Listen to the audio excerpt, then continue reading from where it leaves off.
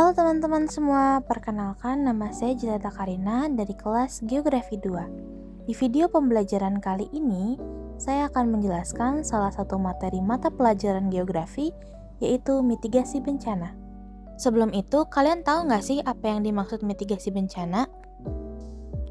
Menurut Undang-Undang Nomor 24 Tahun 2007, mitigasi bencana adalah serangkaian upaya untuk mengurangi risiko bencana, baik melalui pembangunan fisik maupun penyadaran dan peningkatan kemampuan menghadapi ancaman bencana. Nah, teman-teman, pada kesempatan hari ini kita akan membahas mitigasi bencana dari salah satu bencana alam yang sering terjadi di Indonesia, yaitu gempa bumi. Yang pertama, mendirikan bangunan sesuai aturan baku, yang berarti bangunan yang tahan gempa. Hal ini bertujuan untuk meminimalkan dampak korban jiwa dan kerugian ekonomi ketika terjadi bencana.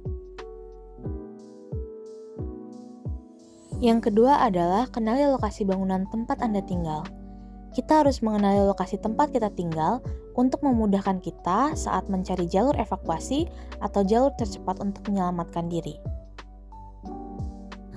Yang ketiga adalah tempatkan perabotan pada tempat yang proporsional. Menempatkan perabotan pada tempat yang proporsional dapat membantu kita saat melakukan mitigasi bencana, mencari jalur evakuasi, ataupun mencari kolong meja yang kosong.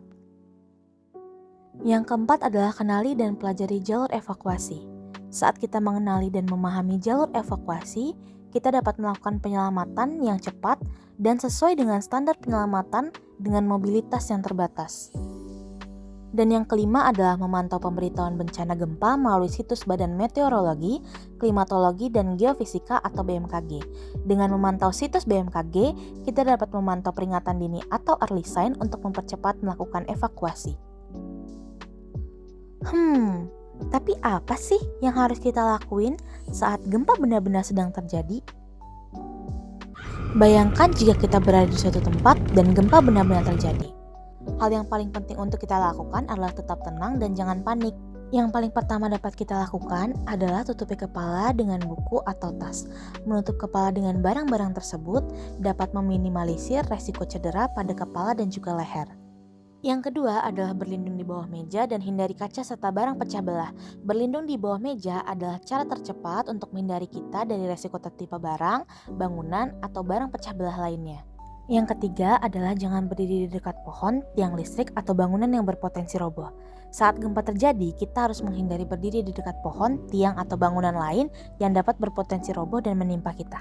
Yang keempat adalah hindari menggunakan lift dan eskalator, lebih baik gunakan tangga darurat untuk keluar. Hal ini dilakukan untuk menghindari resiko terjebak dan lift tersangkut. Gunakanlah tangga darurat untuk pergi menuju titik kumpul. Terakhir adalah mencari lapangan luas yang tidak ada objek tinggi di sekitar. Gunakanlah lapangan sebagai titik kumpul agar menghindari kita dari runtuhan bangunan ataupun pohon-pohon. Hore, kita sudah mempelajari sedikit dari banyak mitigasi bencana gempa. Semoga apa yang kita pelajari dapat berguna bagi keselamatan diri kita dan orang-orang di sekitar kita. Sampai jumpa dan terima kasih.